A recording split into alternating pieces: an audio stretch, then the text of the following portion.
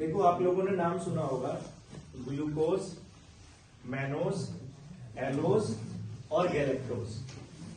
सभी का फॉर्मूला होता है C6H12O6। बचपन से आप लोग सुन रहे होंगे। ग्लूकोज का फॉर्मूला होता है C6H12O6। मैनोज, एलोज और गैलेक्टोज, इनका भी जो मॉलिक्यूलर फॉर्मूला होता है वो C6H12O6 होता है। तो आप लोगों के दिमाग में एक क्वेश्चन उठना चाहिए कि सर अगर इनका फॉर्मूला सेम है C6H12O6 तो इनके बीच में डिफरेंस क्या है? बेटा ये सारे आपस में एपीमर कहलाए जाते हैं। क्या बेटा? ग्लूकोज, मैनोज, एलोज और गैलेक्टोज ये आपस में एपीमर होते हैं। एपीमर एक प्रकार के आइसोमर होते हैं बेटा। क्या होते हैं? आइसोमर होते हैं। अब सवाल ये उठेगा कि सर एपीमर का मतलब क्या है? ऐसी शुगर जिनमें कार्बोनिल कार्बन के अलावा किसी दूसरे कार्बन के अराउंड एटम की कॉन्फ़िगरेशन अलग अलग हो, तो ऐसे कंपाउंड्स को हम लोग एपीमर कहते हैं। फिर से सुन लो, किसी भी शुगर में कार्बोनिल कार्बन के अलावा जो दूसरे कार्बन है उनके अराउंड अगर लगे हुए एटम्स या फिर ग्रुप की कॉन्फ़िगरेशन अलग अलग है तो उनको हम लोग नाम देते हैं एपीमर। ठीक है, तो ये ग्लूकोज के ही एपीमर होते हैं बेटा। मैनोज, एलोज, गैलेक्टोज ये सारे ग्लूकोज के एपीमर होते हैं। ठीक है, आइए जरा देखते हैं। कल आप लोगों को मैंने ग्लूकोज की स्ट्रक्चर के बारे में बताया था। जैसे ये देख लीजिए, यहां पे मैंने सभी कार्बन के अराउंड जो भी कॉन्फ़िगरेशन थी वो आपको बताई थी।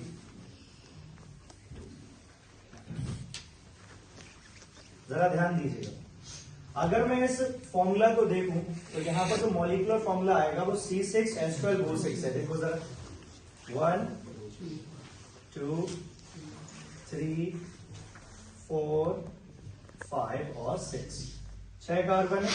हाइड्रोजन 12 होंगे, 2 3 4 5 6 7 8 9 10 11 12 और 6 ऑक्सीजन होंगे, 1 2 3 4 5 6। ठीक है, ये जो फॉर्मूला आपको दिखाई दे रहा है बेटा, ये है डी ग्लूकोज। क्या है बेटा? D glucose. ठीक है, अगर मैं इसके कंपैरिजन में मैनोज बनाऊं, एलोज बनाऊं या गैलेक्टोज बनाऊं तो मुझे पता कैसे चलेगा, मैं डिफरेंशिएशन कैसे कर पाऊंगा? देखो बेटा, ये रहा आपका ग्लूकोज और ग्लूकोज के रिस्पेक्ट में मैनोज, एलोज और गैलेक्टोज, ये बेटा एपीमर होते हैं। क्या होते हैं? एपीमर होते हैं। ग्लूकोज के रिस्पेक्ट में मैनोज होता है बेटा C2 एपीमर।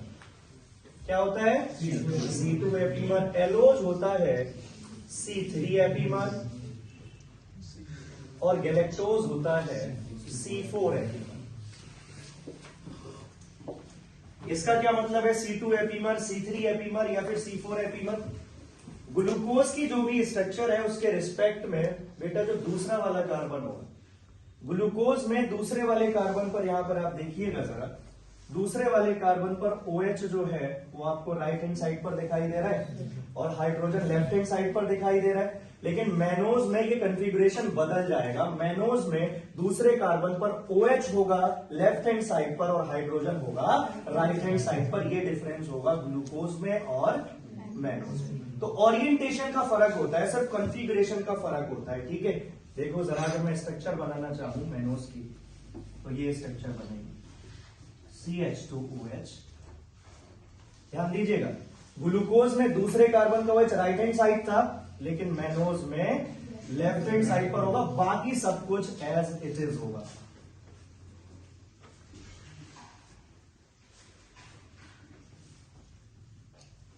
एक 2 3 4 5 6।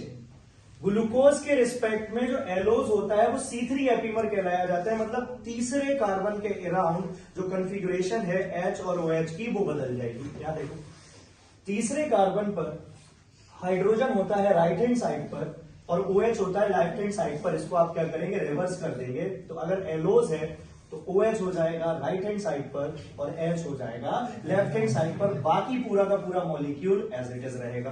देखिए जरा,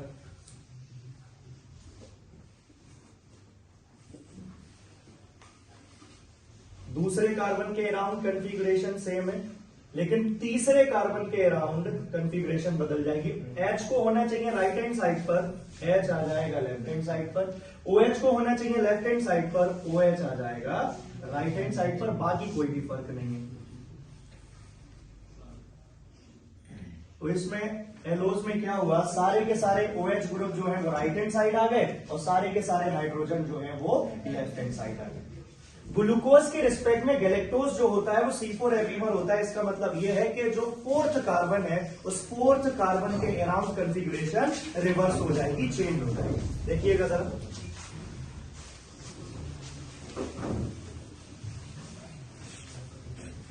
दूसरे कार्बन के अराउंड कॉन्फ़िगरेशन सेम, तीसरे कार्बन के अराउंड भी कॉन्फ़िगरेशन सेम, लेकिन इधर देखो, ग्लूकोज में फोर्थ कार्बन पर OH होता है राइट हैंड साइड पर, हाइड्रोजन होता है लेफ्ट हैंड साइड पर। ये रिवर्स हो जाएगा, OH आ जाएगा लेफ्ट हैंड साइड पर, हाइड्रोजन आ जाएगा राइट हैंड साइड पर।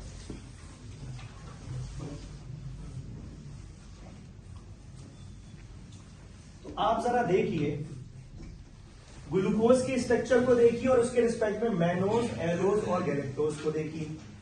जो स्ट्रक्चर ऑलमोस्ट ग्लूकोज की है वही स्ट्रक्चर मैनोज, एलोज और गैलेक्टोज की भी है, लेकिन ग्लूकोज के रिस्पेक्ट में मैनोज में दूसरे कार्बन के अराउंड कॉन्फ़िगरेशन बदल जा रही है।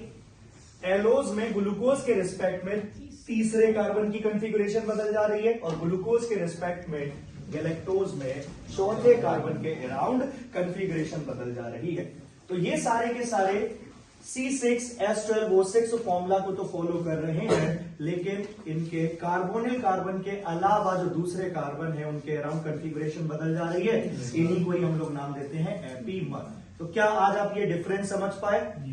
अगर आपसे कोई कहे ग्लूकोज, मैनोज, एलोज और गैलेक्टोज सभी का फॉर्मूला C6H12O6 होता है, तो इनमें डिफरेंस क्या है? तो इनको सबको ग्लूकोज ही क्यों नहीं कह देते, या इन सबको एलोज ही क्यों नहीं कह देते, या फिर इन सभी को गैलेक्टोज क्यों नहीं कह देते, या इन्हीं सभी को मैनोज क्यों नहीं कह देते? डिफरेंस क्या है? तो आप कहना कार्बोनिल कार्बन के अलावा जो दूसरे कार्बन है उनके अराउंड H और OH की कॉन्फ़िगरेशन बदल जाती है, उनका ओरिएंटेशन चेंज हो जाता है और ये आपस में कुछ स्टीरियो आइसोमर बन जाते हैं।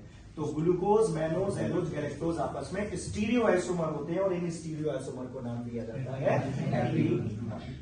ग्लूकोज के रिस्पेक्ट में मैनोज कहलाया जाता है बेटा C2 एपीमर, ग्लूकोज के रिस्पेक्ट में एलोज कहलाया जाता है C3 एपीमर, ग्लूकोज के रिस्पेक्ट में गैलेक्टोज कहलाया जाता है C4 एपीमर।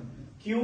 क्योंकि ग्लूकोज के रिस्पेक्ट में जो कॉन्फ़िगरेशन चेंज होती है मैनोज में वो दूसरे कार्बन पर, एलोज में कॉन्फ़िगरेशन चेंज हो रही होती है तीसरे कार्बन पर और गैलेक्टोज में कॉन्फ़िगरेशन चेंज हो रही होती है चौथे कार्बन पर। बात समझ में आई? डिफरेंस समझ में आ गया? देखिए यही आपकी बुकलेट में लिखा हुआ होगा।